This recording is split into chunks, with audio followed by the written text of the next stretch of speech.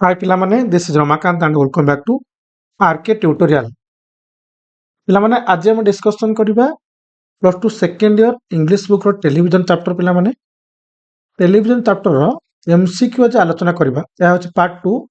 ଏଥିରେ ଆମେ ଆଲୋଚନା କରିବା ପିଲାମାନେ କ୍ୱେଶ୍ଚନ ନମ୍ବର 21 ଠାରୁ 80 ପର୍ଯ୍ୟନ୍ତ। ପିଲାମାନେ କପି ପେନ୍ ତମମାନଙ୍କୁ କହିବି ସବୁବେଳେ ସାଙ୍ଗେ ରଖ। କିଛି ବି ତମମାନଙ୍କୁ ଡାଉଟ୍ସ ରହୁଛି, ତମକୁ ଲାଗୁଛି ସାର୍ କ୍ୱେଶ୍ଚନ ଡାଉଟ୍ ରହିଗଲା କିମ୍ବା ଆଉ କିଛି ଏକ୍ସପ୍ଲେନ୍ ତମମାନଙ୍କର ଆଶା ଅଛି, ତାହା ତମମାନେ ମତେ କମେଣ୍ଟ ସେକ୍ସନ ଲେଖିପାରିବ। ଓକେ, କପି ପେନ୍ କ'ଣ ପାଇଁ ପିଲାମାନେ କହୁଛି, କାହିଁକିନା ପ୍ରଥମେ କ୍ୱେଶ୍ଚନ ପଢି ନିଅ, ତମମାନେ ଆନ୍ସର ଗୋଟେ ଚୁଜ୍ କର, ତାପରେ ମୁଁ ଆନ୍ସରକୁ ପିଲାମାନେ ତମମାନେ ଦେଖ, ତାହେଲେ ତମମାନଙ୍କ ମାଇଣ୍ଡରେ 100% କ୍ଲିକ୍ ହେଇପାରିବ। ଓକେ, ଚାଲନ୍ତୁ ପଢିବା ପିଲାମାନେ। କ୍ୱେଶ୍ଚନ 21 ମୁଁ କ'ଣ ପଚାରିଛି, the paragraph implies that excessive screen time can lead to. Paragraph ସୂଚିତ କରେ ଯେ ଅତ୍ୟଧିକ ସ୍କ୍ରିନ୍ ସମୟ ସମସ୍ୟା ହୋଇପାରେ। ପିଲାମାନେ କ'ଣ ସମସ୍ୟା ହୋଇପାରେ? ଇମ୍ପ୍ରୁଭ ହେଲ୍ଥ, ହଁ ପିଲାମାନେ କ'ଣ ହେଇପାରେ? ବি ইনক্রিজ ইন্টেলিজেন্স, হেলথ প্রবলেমস না এনহান্স ক্রিয়েটিভিটি। ପିଲାମାନେ ପ୍ରଶ୍ନ ନମ୍ବର 21 ଆମେ କହିପାରିବା ଅପସନ୍ ନମ୍ବର ସି ହେଉଛି ରାଇଟ୍ ଆନ୍ସର। ଆମେ କହିପାରିବା ହେଲ୍ଥ ପ୍ରୋବ୍ଲେମ୍ ହେଇପାରେ, ପିଲାମାନଙ୍କୁ ତାଙ୍କର ମାନସିକ ସ୍ତରରେ ସେମାନେ ଯନ୍ତ୍ରଣା ଅନୁଭବ କରିପାରନ୍ତି। ଓକେ, ପିଲାମାନେ ଡଲ୍ ହେଇଯାଆନ୍ତି ବା କହିପାରିବା ମାନେ କ୍ଳାନ୍ତ ହୋଇଯାଆନ୍ତି, ନିଜର କ୍ରିଏଟିଭିଟି ଯାହା ଅଛି ପିଲାମାନଙ୍କ ଭିତରେ ମନ ଭିତରେ ବା କହିପାରିବା ତାହା ଖରାପ ହେଇଯାଏ ପିଲାମାନେ। କିନ୍ତୁ ଏଠି ଲେଖା ହେଇଛି ଏନହାନ୍ସ କ୍ରିଏଟିଭିଟି ଅର୍ଥ କ'ଣ ନା ପିଲାମାନେ ଅଧିକା ଟିଭି ଦ୍ୱାରା ତାଙ୍କର କ୍ରିଏଟିଭିଟି କ୍ଷମତା ବଢେ, କିନ୍ତୁ ପିଲାମାନେ ତାର ସମ୍ପୂର୍ଣ୍ଣ ଉଲ୍ଟାଟା ହେଉଛି ଆନ୍ସର। ଆମେ କହିପାରିବା ହେଲ୍ଥ ପ୍ରୋବ୍ଲେମ୍ ହେଇପାରେ ବା ପିଲାମାନେ ମାନସିକ ଅବସ୍ଥାରେ ଖରାପ ହେଇପାରନ୍ତି। ବାକି ରହିଲା ବହୁତ ଗୋଟେ ଛୋଟିଆ କଥାଟା ପିଲାମାନେ ତମମାନଙ୍କୁ କହୁଛି ଯେ 100% ତମମାନଙ୍କୁ ମୁଁ ଗ୍ୟାରେଣ୍ଟି ଦେବି ଯେ ତମମାନେ ଯାହା MCQ ମୁଁ ତମମାନଙ୍କୁ ପ୍ରାକ୍ଟିସ କରୁଛି 80+ MCQ, ତାହା ତମମାନେ କୌଣସି ଗାଇଡ ବୁକ୍ କିମ୍ବା କୌଣସି ଟେଷ୍ଟ ପେପରରେ ପାଇବ ନାହିଁ। ତମମାନେ ଗାଇଡ ଟେଷ୍ଟ ପେପର ଯାହା ବି ରଖିଛ ତାହା ତମମାନେ ଥର କର, ଭଲସେ ପଢ, ପ୍ରାକ୍ଟିସ କର, ସେଟା ମୋର ମାନେ ଡଜଣ୍ଟ ମ୍ୟାଟର, ସେଟା କୌଣସି ଆପତ୍ତି ନାହିଁ। କିନ୍ତୁ ଏ କ୍ୱେଶ୍ଚିନ୍ ତମମାନଙ୍କୁ 100ରୁ 100% ପ୍ରାକ୍ଟିସ କରିବ, କାହିଁକି ନା ଏସବୁ ଯାକ ହ୍ୟାଣ୍ଡମେଡ୍ କ୍ୱେଶ୍ଚିନ୍, ତମେ ଅଲଗା କୌଣସି ତମର ମାନେ ଯୋଉଠି ବି ପଢୁଛ କିମ୍ବା କୌଣସି ଜାଗାରେ ତମେ ଉପଲବ୍ଧ କରିପାରିବ ନାହିଁ। ଚାଲନ୍ତୁ ଆଲୋଚନା କରିବା। ଦେଖ ପିଲାମାନେ କ୍ୱେଶ୍ଚିନ୍ ନମ୍ବର 22 କ'ଣ ପଚାରୁଛି, what is the author's tone regarding the issue of excessive screen time. ଅତ୍ୟଧିକ ପରଦା ଦେଖିବା ବା ଟିଭି ଦେଖିବା ସମୟ ପ୍ରସଙ୍ଗରେ ଲେଖକଙ୍କ ସ୍ୱର କ'ଣ ବା ଲେଖକ କ'ଣ କହିଛନ୍ତି? ତା ଇଣ୍ଡିଫରେଣ୍ଟ ହେଇପାରେ, ଆପ୍ରୁଭିଂ, କନସର୍ନ ନା ଆମେଜିଂ। ପିଲାମାନେ ପ୍ରଶ୍ନ 22 option number C right answer. ଆମେ କହିବା ତାହା ହେଉଛି କନସର୍ନ, ମାନେ ଆମେ ଚିନ୍ତା କରିବା ଦରକାର ଯେ ହୁଏତ ପିଲାମାନଙ୍କ ପାଇଁ ଏହା ଖରାପ ହେଇପାରେ, ହଁ କି ନା। 23 the poem mentioned in the paragraph likely focuses on. ଅନୁଚ୍ଛେଦରେ ଉଲ୍ଲେଖ କରାଯାଇଥିବା କବିତା ସମ୍ଭବତଃ କ'ଣ ଧ୍ୟାନ ଦେଇଥାଏ? The benefits of television, the dangers of television addiction, the history of television, the production of television. ପିଲାମାନେ question 23 option B right answer. ଆମେ କହିପାରିବା the dangers of television addiction, ମାନେ ଆମେ କହିପାରିବା ଯୋଉ ଟିଭି ଦେଖିବାର ଯୋଉ ଅଭ୍ୟାସ, ଟିଭି ଦେଖିବାର ଯୋଉ ଅଭ୍ୟାସ ଆମର, ତାହା ଗୋଟେ ଆଡିକ୍ସନରେ ପାଲଟି ଯାଏ। Question 24 the phrase harmful addiction suggest that television viewing can B.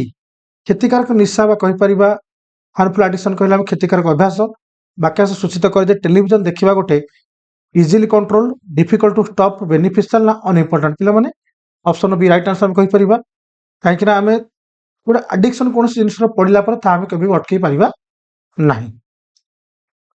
Question number 25 ଦେଖ 25 what is the main reason children are described as fascinated by television। ପିଲାମାନଙ୍କୁ ଯୋଉ କୁହାଯାଇଛି ଟେଲିଭିଜନ ଦ୍ୱାରା ଆକର୍ଷିତ, ବର୍ଣ୍ଣନା କରାଯିବାର ମୁଖ୍ୟ କାରଣ କ'ଣ? ଆକର୍ଷିତ ପିଲାମାନେ କହିଲେ କ'ଣ? ବିମୋହିତ କହିଲେ ପିଲାମାନେ କ'ଣ କହିଲ? ତାହା ଗୋଟେ କ'ଣ ନା ଏଜୁକେସନ କଣ୍ଟେଣ୍ଟ ନା ଦି ଫିକ୍ସନାଲ ୱାର୍ଲଡ ପ୍ରେଜେଣ୍ଟେଡ ହେଇପାରେ, ଦି କମର୍ସିଆଲ ସୋନ୍ସ ନା ଦି ସୋନ୍ ସାଉଣ୍ଡ କ୍ୱାଲିଟି ନା। ପିଲାମାନେ ପ୍ରଶ୍ନ 25 ଅପସନ୍ ବି ରାଇଟ୍ ଆନ୍ସର ଆମେ କହିପାରିବା ଯୋଉ ଛଳନା ଦୃଶ୍ୟ ବା କହିପାରିବା ଯେଉଁ ଦୁନିଆ ପିଲାମାନଙ୍କ ପାଖରେ ଏକ୍ଜିଷ୍ଟିଂ କରୁନି ବା ଯୋଉ ଦୁନିଆ ପିଲାମାନଙ୍କ ପାଖରେ କେବେ ବି ମାନେ ଉପଲବ୍ଧ ନାହିଁ, ପିଲାମାନେ ସେ ଦୁନିଆ ପ୍ରତି କ'ଣ ଅଧିକା କ'ଣ ହଉଛନ୍ତି, ମାନେ ବିମୋହିତ ହଉଛନ୍ତି। 26 the paragraph suggest that parents should be concerned about. ଆମ ବିଶ୍ୱବିଦ୍ୟାଳୟ ଗୋଟେ ପାରା ଅଛି ପିଲାମାନେ, ଯୋଉଠି କୁହାଯାଇଛି ଯେ ଗାର୍ଡିଆନ ମାନେ କନସର୍ଣ୍ଣ ହେବା ଦରକାର, ଗାର୍ଡିଆନ ମାନେ ଧ୍ୟାନ ଦେବା ଦରକାର ପିଲାମାନଙ୍କ ପ୍ରତି। ବିଷୟର କଥାବସ୍ତୁ ସୂଚିତ କରେ ଯେ ପିତାମାତା ମାନେ କାହା ପ୍ରତି ଚିନ୍ତିତ ହେବା ଦରକାର। Their children's enjoyment of television, the amount of time their children spend watching television. ନା ଯୋଉ ସମୟ, ଆମାଉଣ୍ଟ ଅଫ ଟାଇମ କହିଲେ ଯୋଉ ଅଧିକାଂଶ ସମୟ ପିଲାମାନେ ଟିଭି ଦେଖିବାରେ ବ୍ୟବହାର କରୁଛନ୍ତି ସେଥିପ୍ରତି ଗାର୍ଡିଆନ ଧ୍ୟାନ ଦେବା ଦରକାର। The children's performance for cartoons, the type of snacks their children eat while watching television. ତ ପିଲାମାନେ କ୍ୱେଶ୍ଚନ 26 ଆମେ କହିପାରିବା option number B right answer. The amount of time their children spend watching television. Clear ହେଲା। 27 the word hypnotized implies a state of. Hypnotize ଶବ୍ଦଟି ଏକ dash ଶବ୍ଦକୁ ବୁଝାଏ। Full awareness, intense focus, critical thinking, active engagement. Question 27 पिलाମାନେ option number B right answer हम कहि परिबा intense focus. 28 the paragraph primarily uses which rhetorical device. विषय कथावस्तु मुख्यतः क्यों वाक्य उपकरण व्यवहार करे? मेटाफर, सिंपल, पर्सनिफिकेशन ना डिस्क्रिप्शन। पिलाମାନେ प्रश्न नंबर 28 option number D right answer. Description कहला हम कहि परिबा पिलाମାନଙ୍କର ଚିନ୍ତାଶୀଳତା को ନେଇକି ଯାହା भी ଆମର अनुगत्य रहिबा दरकार बा हम कहि परिबा ଯାହା भी ଆମର कन्सर्न रहिबा दरकार ଯାହା भी ଆମର माने रेस्पोंसिबिलिटी रहिबा दरकार सेटा हमें विषय कथावस्तु अधिक जानिबाकू पाइछे। 29 what is the central theme of the paragraph. अनुच्छेदर केंद्रीय थीम कौन, केंद्रीय कथावस्तु कौन? The benefits of screen time, the importance of healthy eating habits, the negative effects of excessive screen time on young children, the popularity of cartoons. 29 पिला माने गोटे कथा मन रखिबो, what is the central theme of the paragraph. अनुच्छेदर जो केंद्रीय theme कौन रहिछि गोटे कथा होछि कोन पिला माने the negative effects of excessive screen time to young children, the importance of healthy eating habits ना benefits of ना benefit किछि नाही, importance किछि नाही पिला माने खाइला टीवी देखिबा, negative effects of excessive screen time पिला माने option number C right answer. जो युवक पिला माने होते बा यंग जो माने बेसिकली धरंतु आमे कहि परिबा टीनेज पिला माने से माने अधिक माने कोन होती आकर्षित होती टेलीविजन आड़। तण करी option number C right answer. 30 देखिया पिला माने the paragraph suggest that parents should. पैराग्राफ सूचित करे जे पितामाता माने कोन करबा उचित? Ignore the problem, encourage excessive screen time, address the problem of excessive screen time, let children decide how much screen time they need. हे पर पिला माने हमें कहबा जे पिला माने केते टीवी देखियो सेठी हम गोटे फिक्स करि परबा, किंतु ऑप्शन नंबर सी पिला माने सुटेबल लागियो जे address the problem of excessive screen time. पिला माने अधिक स्क्रीन टाइम स्क्रीन समय बितौछि ताको हमें एड्रेस करिया कहिला हमें ताको बाहर करिया खोजी बाहर करबा एवं तार परिणाम हमें खोजिबा। क्वेश्चन नंबर 31 देखिया पिला माने the poem main message about. कवितार मुख्य वार्ता होछि the importance of television for children ना the dangers of television for children. पिला माने हेई पारे हमें एटा कहि परिबा किछ असुविधा नै। The neutral impact of television on children. पिला एटा तुम न्यूट्रल कमि बहुत गुडा इफेक्ट पडुछि ना। दी benefits of television for children ना ऑप्शन नंबर बी पिला राइट आंसर हम कहि परिबा। 32 दी 52 पिला माने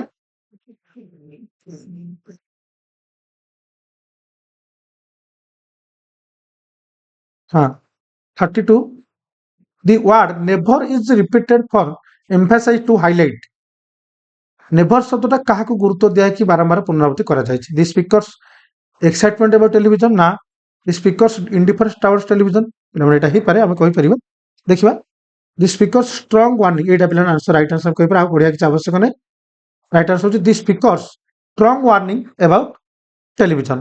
क्वेश्चन हम देखिया पिला माने 33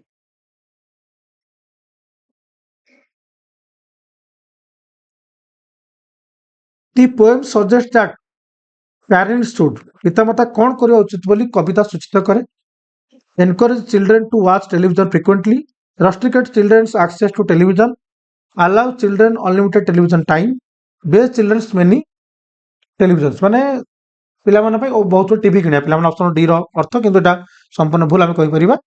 33 नंबर ऑप्शन नंबर हम कहि बी इज राइट आंसर जे restrict children's access to television. पिला माने यथा संभव हम कोन करिवा दूरी रखि परिबा कोठू टीवी पाकरू। ओके क्वेश्चन नंबर 34 देखिबा पिला माने the phrase better still just don't install. बहुत बढ़िया कथा होछि हमें केबे भी इंस्टॉल करिबानी कोन सूचित करे? Installing a television is harmless हे पारे, installing television is beneficial, avoiding a television is the best solution. Avoid plan हे पारे, installing a television is mandatory. तो ऑप्शन नंबर ए किबा सी हमकू बेसिकली ठीक लागुची, मतलब C is right answer. Avoiding a television is the best solution. TV जदि हम घरे न लगे अवॉइड करिबा ताले भलो हो, बेस्ट सॉल्यूशन हम कहि परिबा। 35 दी पोएम्स तमा तो पिला माने इंस्टॉलिंग टेलीविजन बेनिफिशियल ना इंस्टॉलिंग टेलीविजन इज हार्मलेस। घरे टीवी इनस्टॉल करबा गोटे क्षतिकार कथा नुह पिला मानक देखिबार निबुत रहिबा दरकार avoid television is the best solution पिला मान अणदेखा करंतु 35 the poem's tone can be best described as कवितारे आम कहि परिया कवितार जो स्वर को आम हाईएस्टली केते भलो भाव वर्णना करि परिबा सर्वोत्तम केते भलो भाव वर्णना करि परिबा light hearted and playful serious and cautionary humorous and ironic romantic and sentimental 35 number पिला माने ऑप्शन बी राइट आंसर हम कहि परिबा सीरीज एंड कोटेशनरी कहले हम जति जघन्य बा हम कहि परिया निर्देशावली सहित आम कोन निर्देशावली होची रखिया दरकार का प्रति टीवी प्रति 36 देखिबा The poem primarily addresses कविताटी मुख्यतः काहाକୁ संबोधित करे teachers children parents television manufacturers option B पिला राइट आंसर चिल्ड्रेन पिला मानकु 37 the repetition of never creates a sense of never रो पुनरावृत्ति क्यों भावना सृष्टि करे कामलेस अनसर्टेनली अर्जेंसी इंडिफरेंस पिला माने question 37 option C right answer कोइ परियो अर्जेंसी हमर वोकाबुलरी क्वेश्चन एटा okay 38 the poem's style is best described as कवितार शैली को सर्वोत्तम भाव वर्णना करा जायछि नैरेटिव डिस्क्रिप्टिव एक्सपोजिटरी डायरेक्टिव प्रश्न नंबर पिला 38 option number D right answer कहबा डायरेक्टिव माने एठी कवि निजे निर्देश देला बेले किछ कथा कहछन टीवी लगाओ नै पिला मानु टीवी दूरे रख ये सेंसेबल रहि परियो 39 what is the central concern expressed in the poem children's education children's health children's safety children's entertainment पिला माने प्रश्न नंबर 39 आमे कहि परियो option number C right answer children's safety पिला मानको निरापद को नै कि एठी कवि गोटे बहुत भलो माने कहि परिबा थेम देइचंती ता होची कोन जे आमे केबे भी इंस्टॉल करिबानी टीवी आमे केबे भी इंस्टॉल करिबा नाही okay question number 40 the poem's briefly emphasizes कवितार संक्षिप्तता कोन जोर देता है the complexity of the issue the insignificance of the issue the urgency and directness of the message the ambiguity of the message पिला माने आमे कहि परिबा गोटे माने अखाड़ स्थिति कि आमे सेंस को दर्शाया तो कौन करवा ये 40 नंबर क्वेश्चन पिला आंसर तुम मत कमेंट सेक्शन लिखिकी जनइब आई होप पिला वीडियो तुम पसंद आसे कहीं टे स्पीड रे कली तुम एक्सप्लेन करनी कथा नुह टे स्पीड रे कहीं कली तुम जो 20 क्वेश्चन तुम प्रोवाइड कर 30 दूसरे क्या मत लगे तुम बेस्ट हो समय जिते सापेक्ष हम तो तुम मन बढ़िया कहीं 80 क्वेश्चन आम डिस्कसन कर गोटे विषय तुम थे एक्सप्लेन क्लास हो क्वेश्चन आंसर और साराटी माने एमसीक्यू 6टी वीडियो जाऊँगी जदि समुदाय कही पारे 12 18 19 टी वीडियो है 18 19 तुम चैप्टर